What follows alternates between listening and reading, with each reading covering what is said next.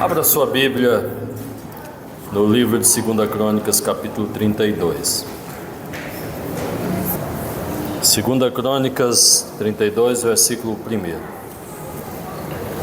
Gosto mais da versão de Almeida corrigida aí. Depois destas coisas e desta fidelidade, veio Senaqueribe, rei da Síria, entrou em Judá, acampou-se contra as cidades fortificadas e intentou, diga assim, intentou, apoderar-se delas. Pode se assentar. Nós sabemos que estamos bem na nossa relação espiritual quando a nossa alma suspira pelo Senhor.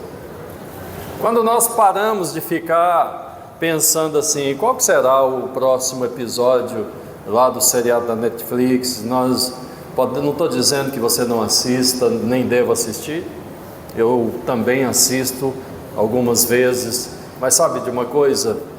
Isso tudo, não vou nem dizer secundário, isso está numa ordem tão periférica, porque as nossas prioridades são outras. Aquilo que nos atrai é o altar do Senhor, e é isso que nos sustenta, é aquilo que vai nos sustentar hoje, amanhã, depois de amanhã, semana que vem. Esse texto que eu li para você, que se encontra no livro de 2 Crônicas, ele também está no livro de 2 Reis, no capítulo 18, no capítulo 19, e ele também está no livro de Isaías capítulo 36, e é interessante quando a gente olha para a palavra do Senhor sob o aspecto, o aspecto assim, de um estudioso, daquele que pergunta, Senhor, o que o Senhor tem para me dizer a respeito desse assunto, desse tema? Porque a gente começa a aprender tantas coisas maravilhosas. Eu estava há umas 2 semanas atrás, num período de consagrações, e o Senhor começou a falar muito forte comigo no contexto desse conflito do rei Ezequias com o rei da Síria, Senaqueribe. Senaqueribe é uma entidade, ele é mais do que um rei, ele foi um rei da Síria, mas ele é uma entidade espiritual, porque ele tem todos os princípios, ele tem todas as virtudes de uma entidade espiritual maligna. Então ele é um tipo de Satanás, do diabo, ele afronta Israel, ele afronta especificamente o rei Ezequias, mas ele afronta Deus, porque ninguém vai afrontar um homem de Deus sem que também não afronte o próprio Deus. E eu nessa noite quero falar com você, nessa noite eu quero meditar com você sobre a realidade espiritual que cada um de nós precisamos estar atento, cada um de nós precisamos estar atentos. E atenção é muito importante quando nós falamos de coisas espirituais. Atenção. A palavra do Senhor é preciso ser digerida. Nós precisamos olhar para ela como um alimento espiritual. Nós precisamos olhar para a palavra de Deus como uma regra, um manual, sobre o qual nós vamos conduzir as nossas vidas. Não é só passar pelo Evangelho, mas é estar no Evangelho. É esse Evangelho estar dentro de nós, porque é a palavra do Senhor, que diz o salmista lá no Salmo 119, no versículo 105, que Ele é uma lâmpada para os pés e é luz para o caminho. E aquele que anda de acordo com o Evangelho, ele não anda em trevas, nele não há trevas nenhuma. E eu preciso compreender o que o Senhor quer falar conosco. Ele começa dizendo assim, depois destas coisas,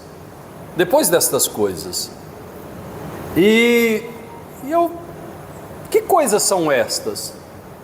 Aí quando você pega 3, 4 capítulos antes desse, começando lá no 28, 29, 30, 31, 32, você vai ver que coisas são estas.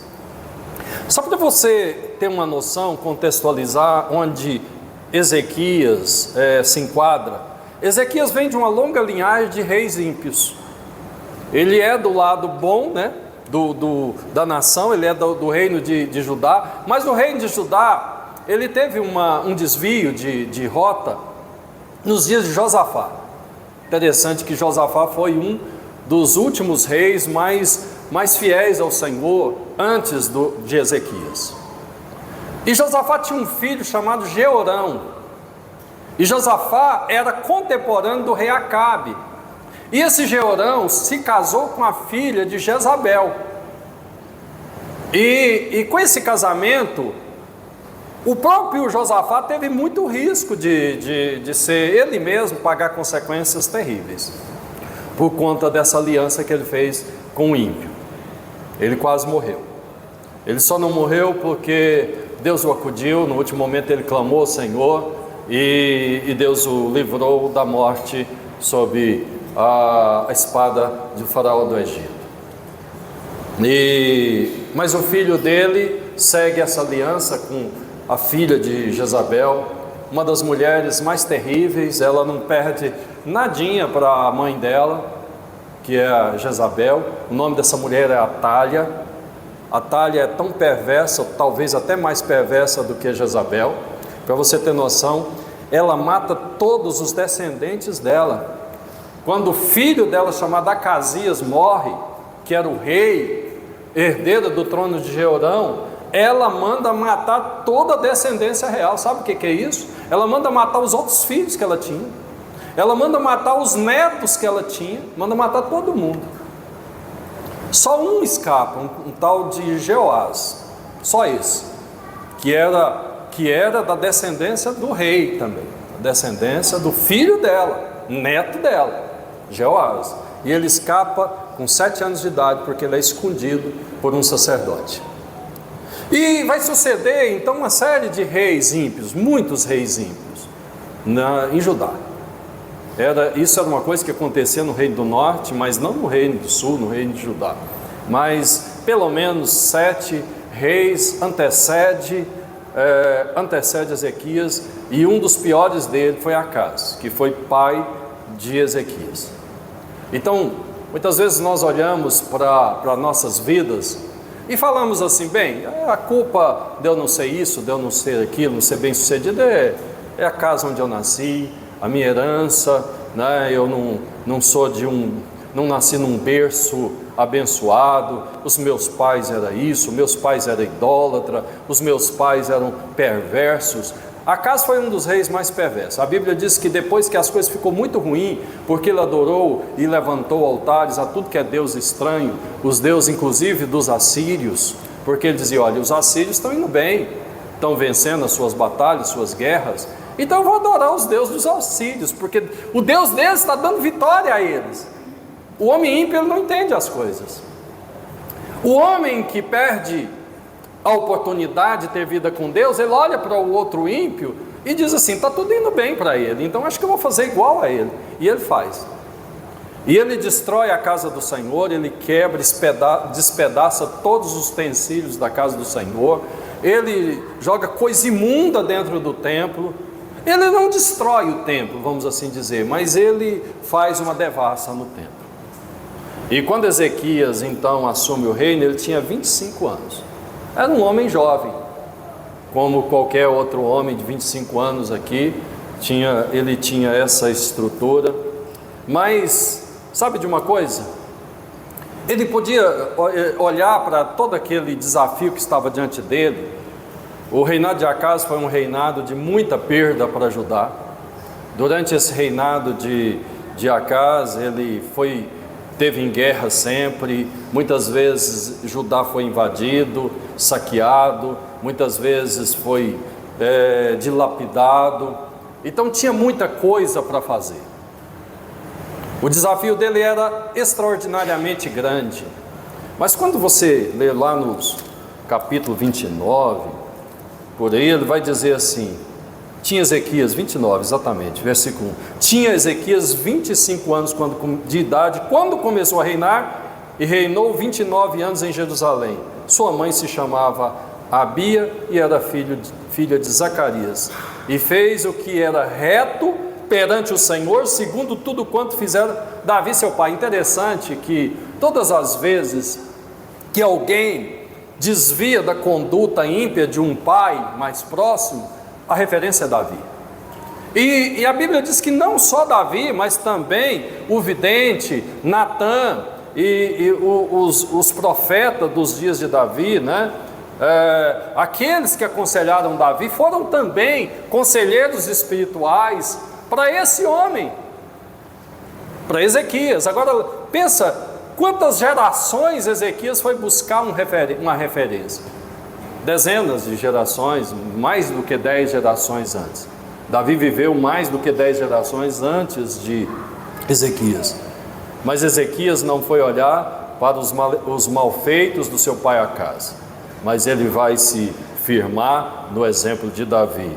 E diz assim, e no primeiro ano do seu reinado, versículo 3, no primeiro ano do seu reinado, no primeiro mês, abriu as portas da casa do Senhor e as reparou.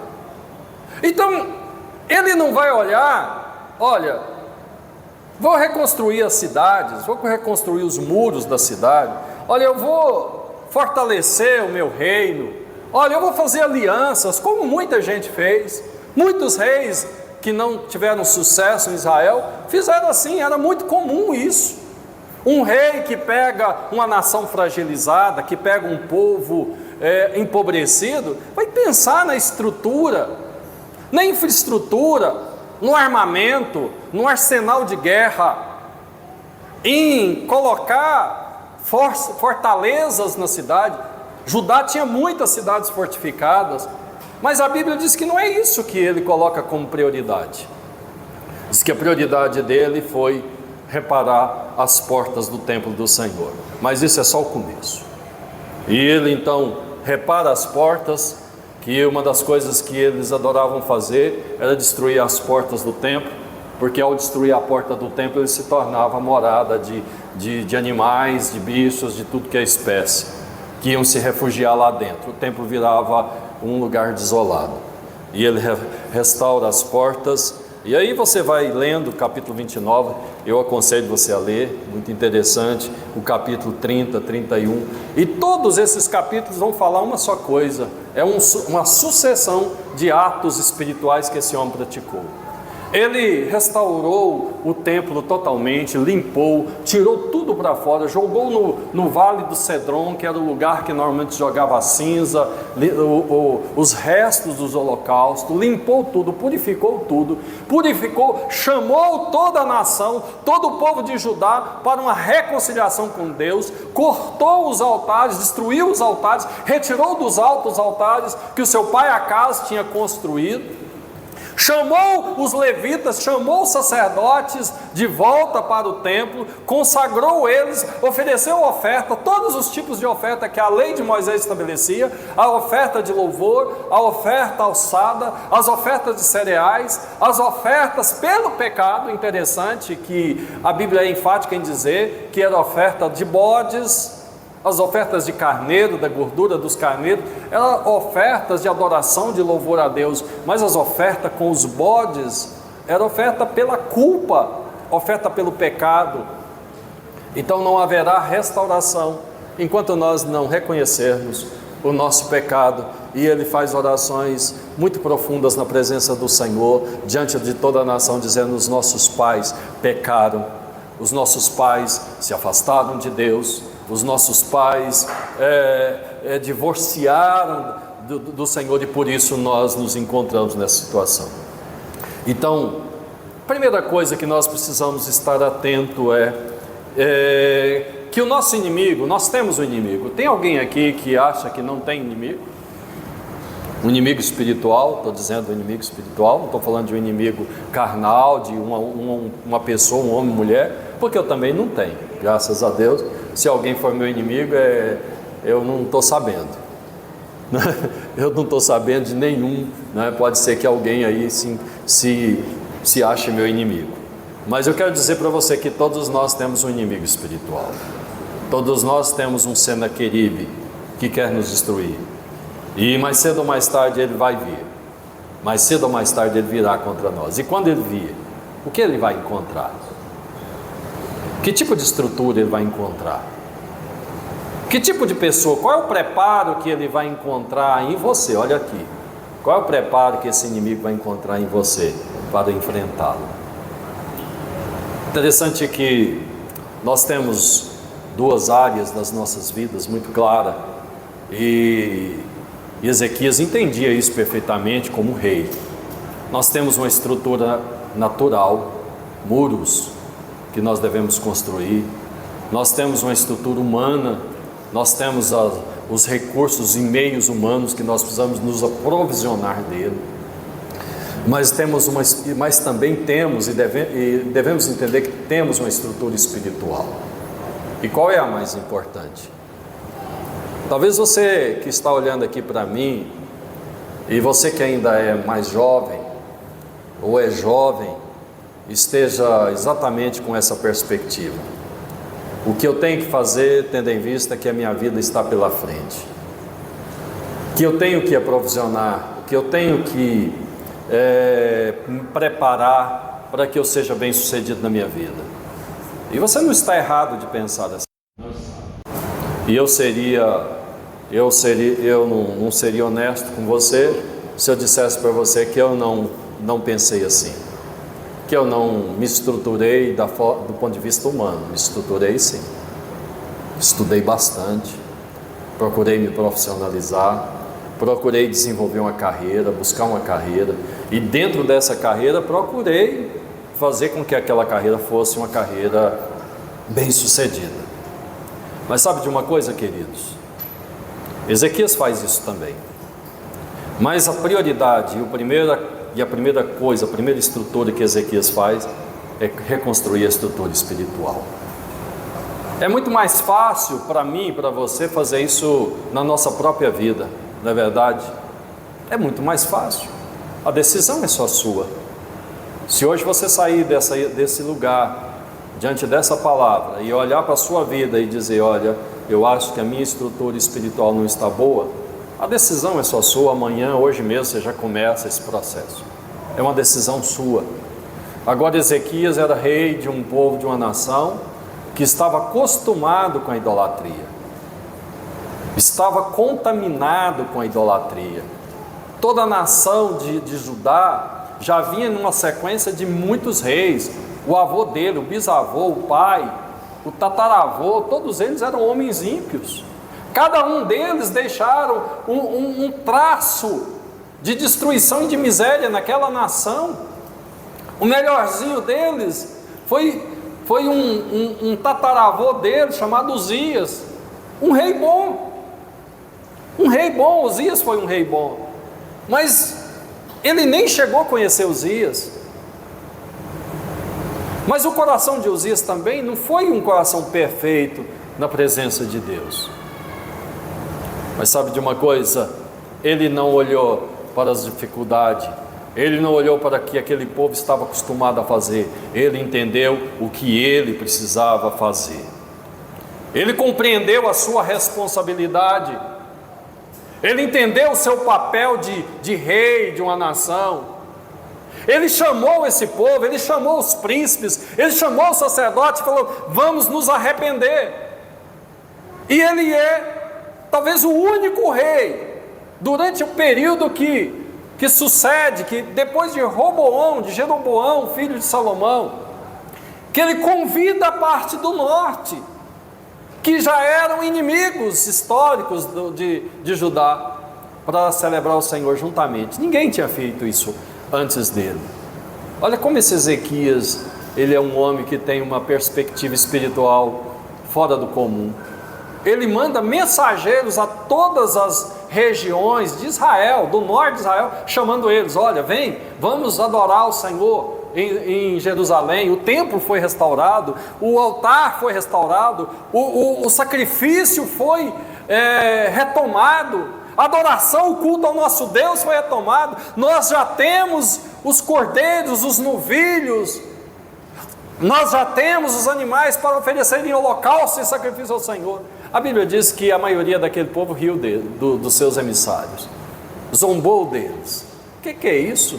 Você acha que nós vamos para Jerusalém? Mas a Bíblia diz que 3 tribos, Aser, Zebulon e e mais uma tribo, que não me recordo o nome, deram ouvidos, e dessas tribos eles desceram para Jerusalém, e uniram com Ezequias, com Judá, e a tribo de Efraim, Asser e Zebulon, eles desceram, e juntamente com Judá, e juntamente com Benjamim, eles adoraram o Senhor.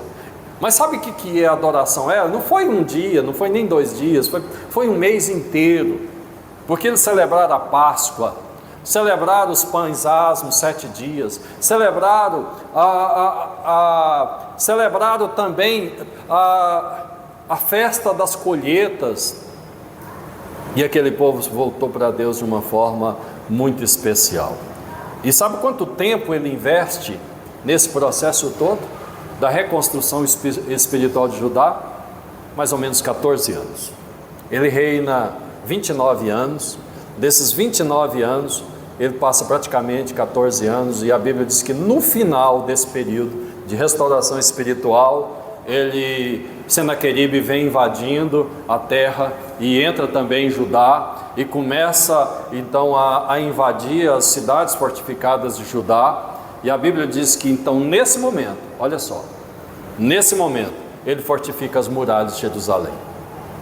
A Bíblia diz que ele levanta as torres, fortifica, restaura, fecha todas as brechas da muralha. Vocês estão prestando atenção que primeiro ele faz toda uma restauração espiritual, para logo depois ele atentar para a questão da força, do poder bélico. Ele então investe no armamento, ele prepara armas de guerra e fica aguardando Senaqueribe. E Senaqueribe, ele vai ameaçar. E ele vê aquilo tudo, aquela estrutura toda, e ele zomba dela. Ele não olha com respeito para aqueles muros. Ele desafia Ezequias e fala assim: vocês estão achando que esses muros aí vão impedir de eu entrar em Jerusalém? Olha o que nós, eu e meus pais, os meus antepassados temos feito por todas as cidades por onde passamos. Nós destruímos. E ele vai citando quais foram as cidades. E quando ele faz esse desafio a Ezequias fica assim, com um sentimento dúbio, né? O que fazer? Confiar em Deus, negociar com esse homem. Ele até tenta negociar. Acho que um dos grandes deslizes de Ezequias, né? Ninguém é perfeito de fato. Quando a gente está pressionado, às vezes a gente começa a pensar tantas coisas. E quando a gente está ameaçado, muitas vezes a gente toma algumas decisões que poderiam ser decisões melhores. Eu não vou dizer que são decisões erradas, pastor Ricardo, porque tudo aquilo que você faz na intenção de produzir um bom resultado não é exatamente um erro, mas teria decisões melhores, e às vezes nós não conseguimos ver a melhor decisão. Ele tira o ouro da sua casa, tira o ouro das portas, dos umbrais do templo, e manda para Senaqueribe, para ver se ele se conforma e vai embora, e deixa eles em paz. Mas sabe de uma coisa? Ele perdeu os tesouros dele, perdeu os tesouros do palácio do rei, perdeu os tesouros da casa do Senhor, entregou isso em vão para o bandido, para o inimigo, porque Senaqueribe não se conformava apenas com os tesouros. Olha aqui para mim, jovem, homem, mulher, deixa eu dizer uma coisa para você. A sua estrutura, a sua inteligência, a sua capacidade, a sua força, a sua exuberância que você imagina ter, ela não vai intimidar o seu inimigo. Não se iluda. Às vezes você pensa assim: não, eu sou um sujeito, eu tenho uma arma aqui, né? Tem algumas pessoas aqui que têm arma, né? Até por conta do seu ofício, né? E um dia eu estava aqui, tinha uma irmã aqui dentro, eu fui cumprimentar ela. Quando eu pus a mão, foi num revólver, numa pistola, sei lá o que era, né? Eu fiquei meio sem graça, né? Porque estava com a arma assim enfiada e eu nem percebi, eu só percebi porque eu toquei, né? E às vezes nós ficamos com esse tipo de neura, entramos até dentro da igreja e estamos com a arma enfiada na cintura. Não precisa disso, irmãos. Aqui dentro você está dentro da casa do Senhor. Amém? Se o Senhor não puder te dar guarida e proteção, em vão essa arma vai te resolver qualquer coisa. Eu tenho 2 filhos militares, eles têm arma, eu nunca disse para eles, olha, cadê a sua arma? Ó, cuidado, leva a sua arma. Eu sei que eles têm a doutrina da polícia, do exército, eles sabem como é que deve ser, e eles não têm essa neura, não têm isso, porque, sabe de uma coisa, a Bíblia diz que em vão é o cavalo, a força do cavalo, para livrar o cavaleiro, se o Senhor não estiver batalhando por você. Você não vai nem ter chance às vezes de usar essa arma, mas quando Deus está contigo, você não vai nem às vezes precisar dessa arma. Você está no seu trabalho, você está no seu ofício, então você faz de acordo com o que manda o figurino. Mas confie em Deus. O nosso inimigo, o adversário, Satanás, o Senaqueribe espiritual, ele não fica assombrado, olha que estrutura tem esse homem, essa mulher, eu não vou atacar ele é poderoso demais, ele é forte demais, esse homem é santo demais, esse jovem é consagrado demais.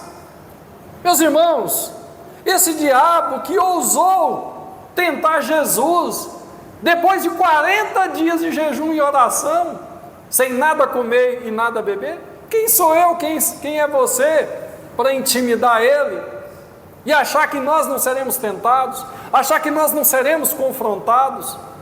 Às vezes nós levamos para o lado, um lado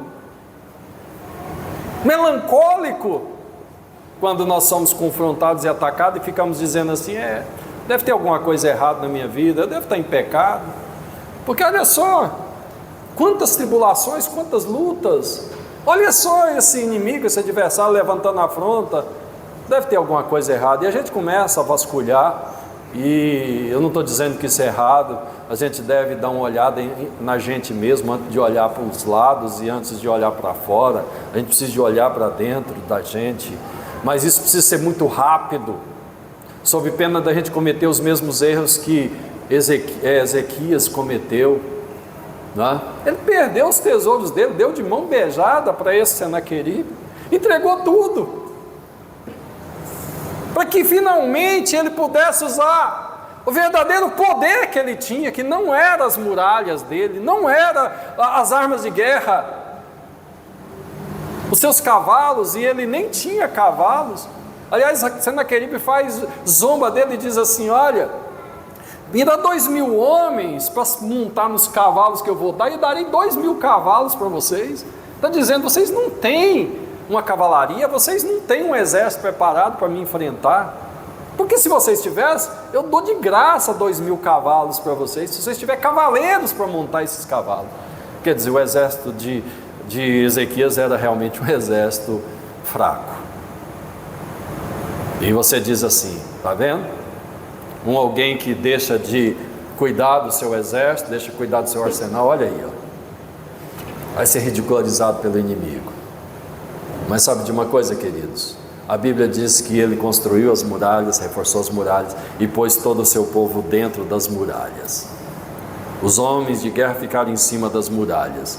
E ele fica preocupado que esses homens não ouvissem as palavras de ameaça de Senaqueribe. Ele fala, olha, não fala em hebraico, mas fala em aramaico, quer dizer, fala uma língua estranha. Ele não queria que o povo ouvisse aquelas palavras duras, aquelas palavras de intimidação, e não só de intimidação, mas também de sedição. Porque dos argumentos de Senaqueribe era assim, olha, vocês aí, ó, que estão sob a muralha, vocês que são soldados, estão sob a ordem de Ezequias, olha, entrega, desça desse muro. Como é que é o nome que se dá a um soldado que deixa de ser soldado? Deserta. Esse Ezequias está enganando vocês, eu vou levar vocês para uma terra muito melhor do que a terra de vocês. Olha só as falácias que o diabo tem. Sai desse negócio de igreja, sai desse negócio de servir a Deus, porque eu tenho para vocês alguma coisa melhor do que isso, uma terra melhor, uma terra com pomares, uma terra com frutas, e vocês vão viver muito bem lá.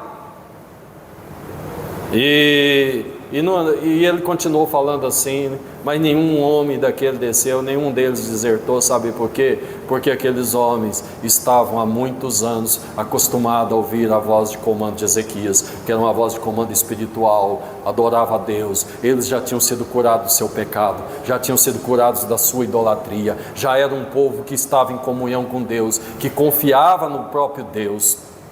E Ezequias, depois de tudo isso, então Ezequias, ele entende que precisava de recorrer a Deus, ele precisava de buscar a Deus. Então o terceiro ponto que eu quero que você preste atenção a respeito disso é que o inimigo vai tentar roubar e vai ameaçar. Ele vai tentar roubar o que você tem, ele vai te ameaçar. Pastor, mas o que ele vai ameaçar? Ele vai ameaçar tudo que você tem, vai ameaçar e tentar roubar a sua dignidade. Ele vai tentar roubar o seu caráter, né? Ele vai tentar roubar aquilo que você é, aquilo que te identifica como filho de Deus. Ele queria tirar aquele povo da terra deles para levar para uma outra terra. Por que levar para uma outra terra? Senaqueribe, ele tinha feito isso com o povo do reino do norte.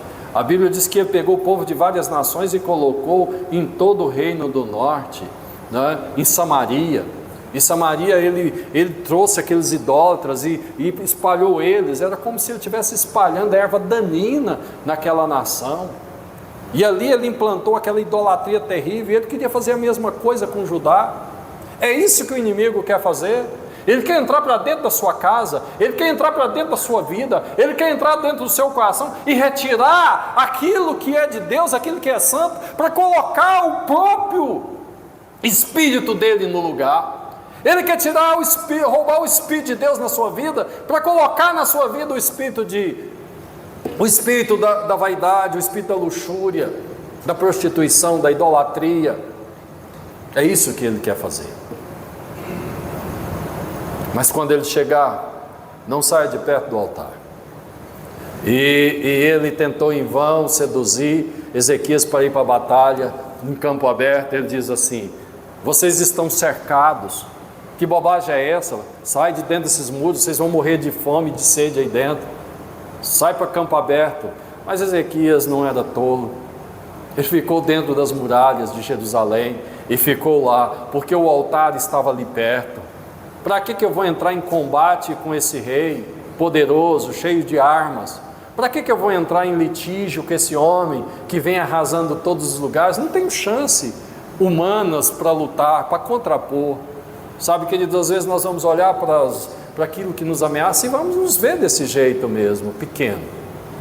Não é sempre que nós vamos olhar para o inimigo com os olhares de Davi. Seria interessante assim a gente sempre olhar. Olha, você é um homem grande, né?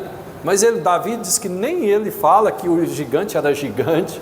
Ele nem reconhece essa condição. Tamanha era a unção, a autoridade que estava na vida daquele rapaz, que ele diz: você vem contra mim com espada e lança, mas eu vou contra ti em nome do Senhor. E ele vai. Ele não espera, ele vai.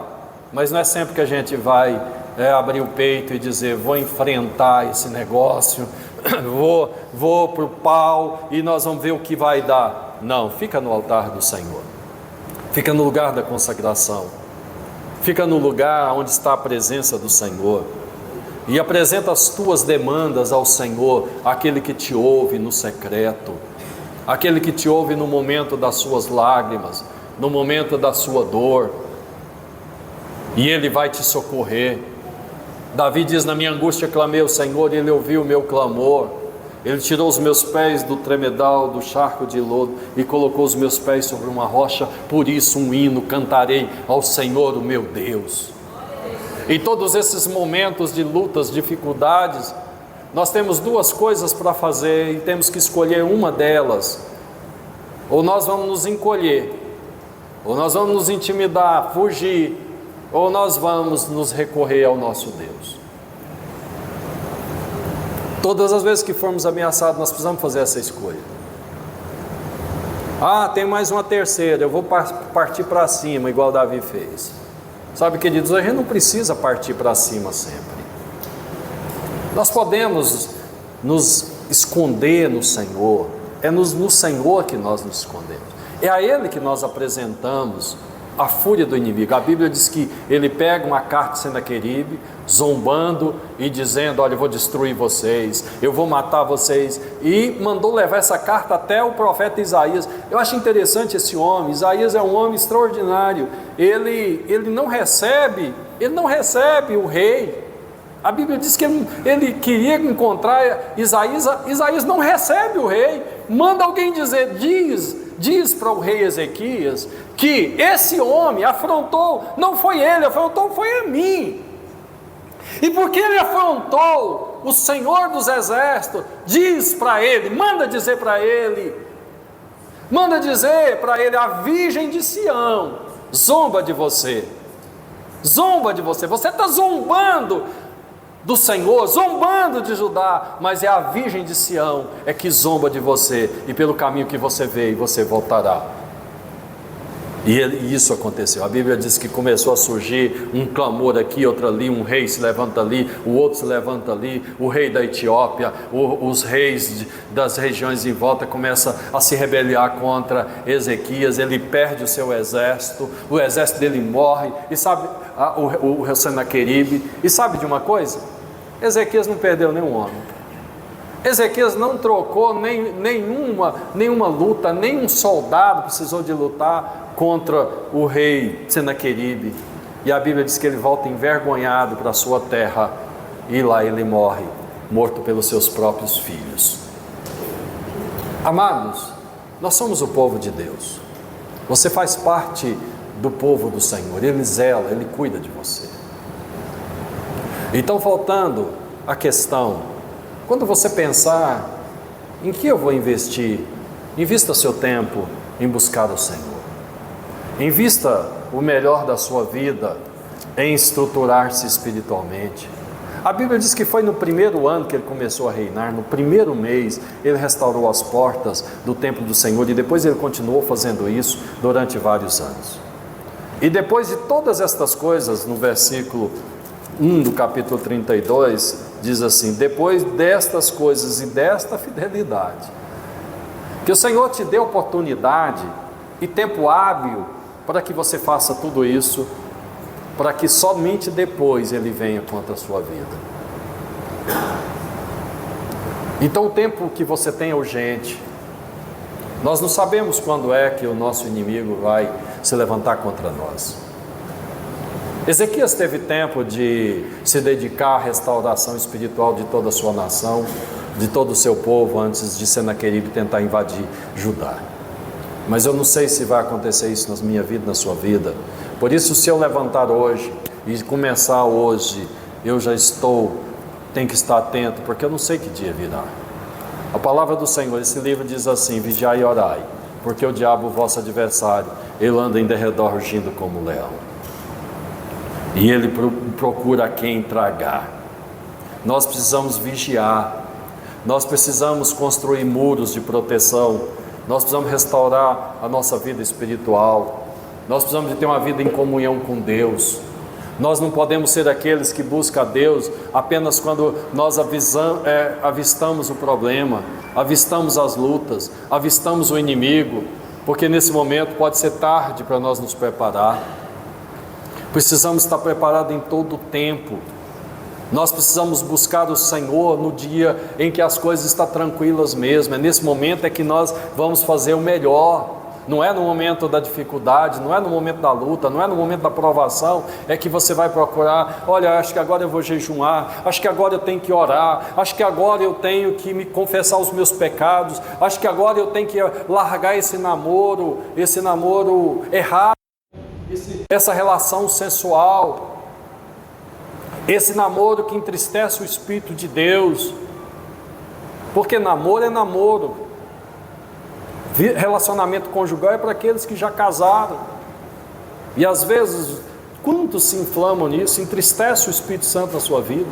Quantas pessoas vivem uma vida tranquila, despreocupadas, e quando vem o inimigo, o adversário, quando vem a luta, ele está despreparado, ele está cuidando demais de tantas coisas, correndo atrás de 1000 coisas, mas ele está deixando de buscar o essencial.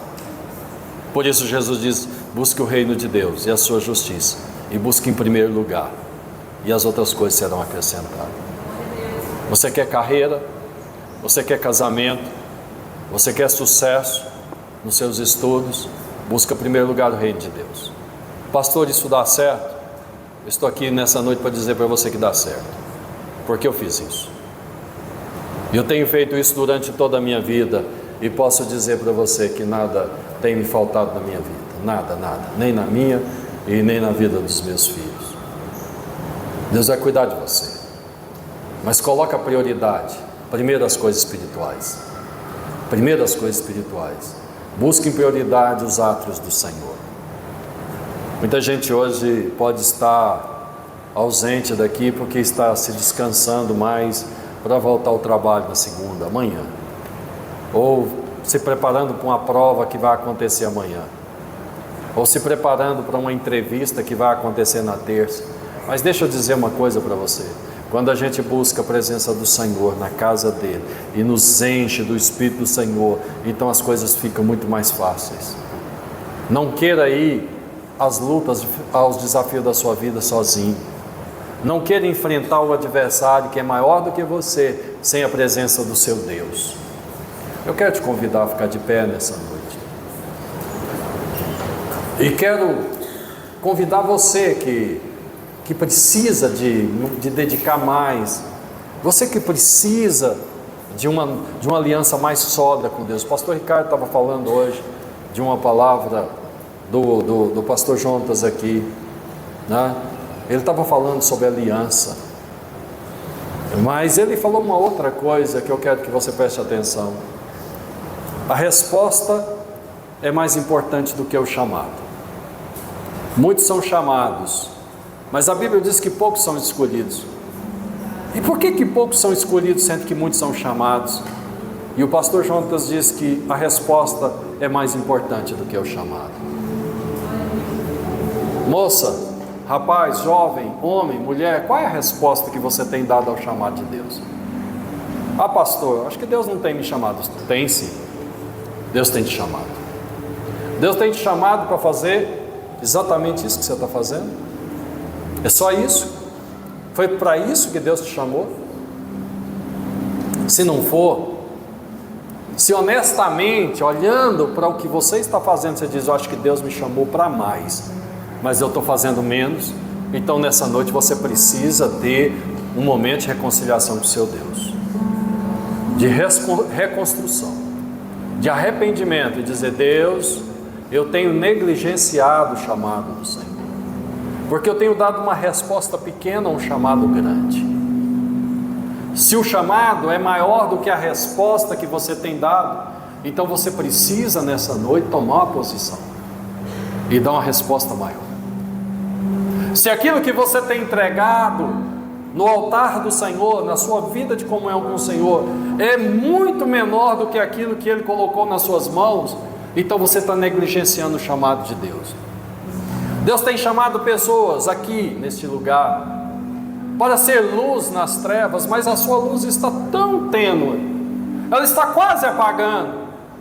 Era para ser um holofote, mas não passa de uma luz de uma vela, está piscando, quase apagando.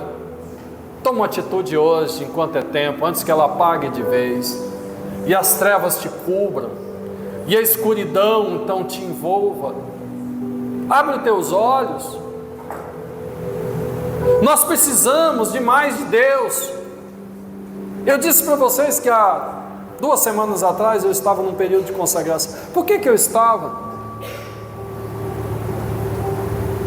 É porque eu não tenho orado, então aí eu peguei uma semana para fazer isso? Não.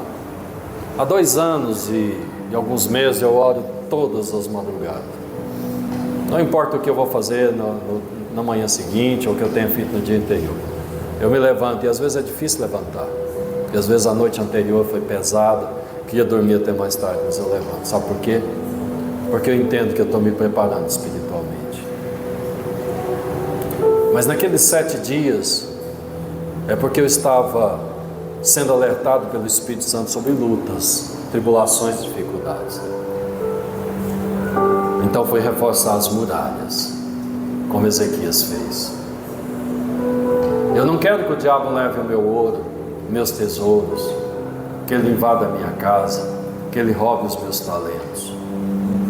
Se você não quer que ele faça isso com você, toma uma atitude e dê uma resposta ao Senhor maior. Amém? Quantas pessoas...